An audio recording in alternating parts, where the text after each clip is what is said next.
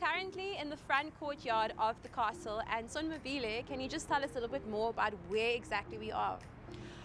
We are now standing right before what used to be the residence of the governor, and that is actually where the parliament used to be. And this porch, which is called the cat balcony, is where all the important announcements were made, such as the abolishment of slavery in 1834 wow. on the 1st of December. Well, I'm definitely excited to see more and learn more about the castle. But what I do want to know before we start is, how did you get involved with working at the castle, and how long have you been working here?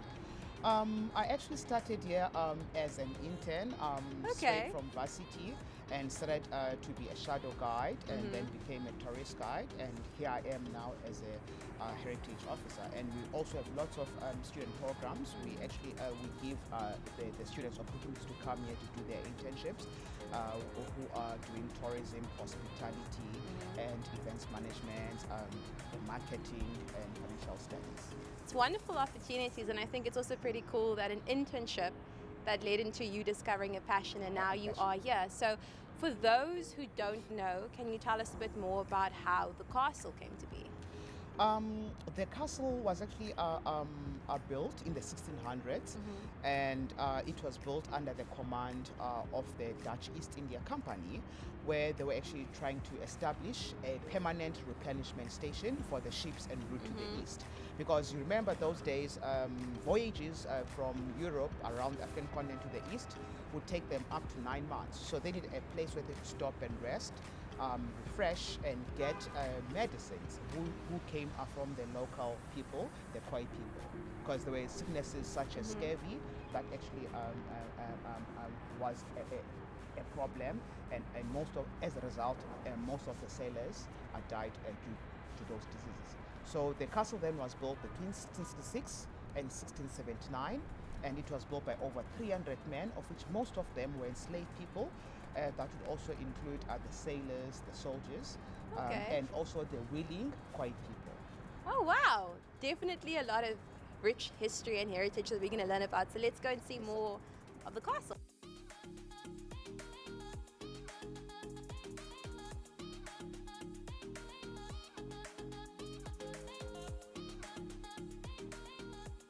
Whilst in the villa, there's just so much to explore and discover here at the Castle of Good Hope. So, to your own understanding, why would you say the castle is a national heritage site? Wow, that's a very interesting question, because we need to know, as the people of South Africa, this is actually where everything started. This was the gateway to colonialism and later to apartheid in our country.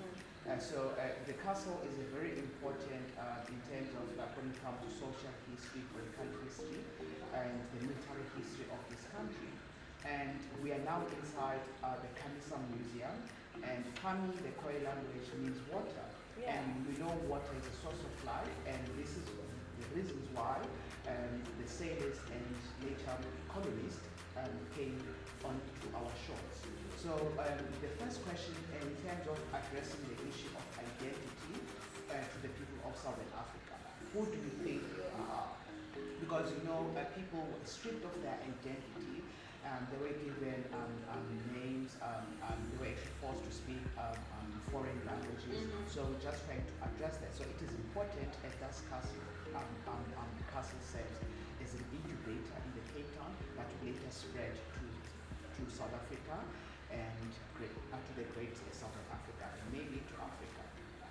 Wow. Well, definitely rich history, and I'm so glad that we're in the museum right now. With such an important question that's thought-provoking, and you're going to be like, who am I really? So do you want to show us a bit more of the museum? Yes, let's go and explore more of our ancestry.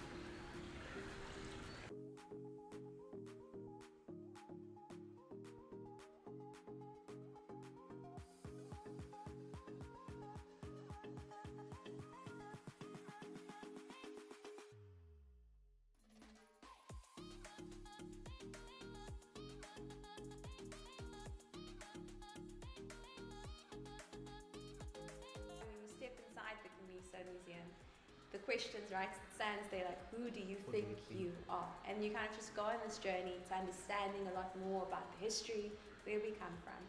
and I'm so excited to see more.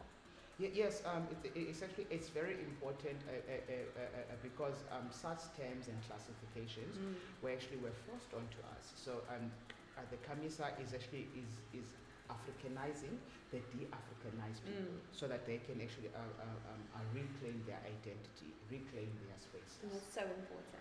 Very important.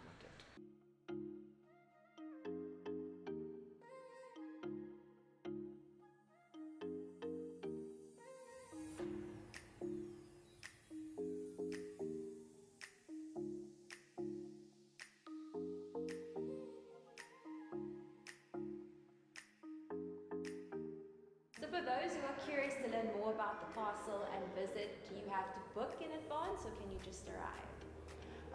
You don't have to book for a small family of 10 to 15. You can actually just come and pay by reception, of which we have a minimal fee of 50 rands for adults, and we have a discount for children and South African pensioners. And what about the students? We admit them at 25 rands each.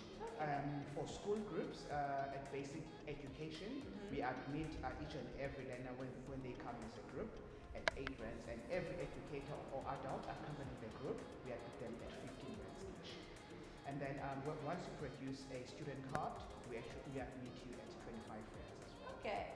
And for bookings, you can actually go to info@castleofgoodhope.co.za. info@castleofgoodhope.co.za, or you can visit our website for more information, which is worldwideweb.castleofgoodhope.co.za. www.castleofgoodhope.co.za. Well, there you have it. Thank you so much.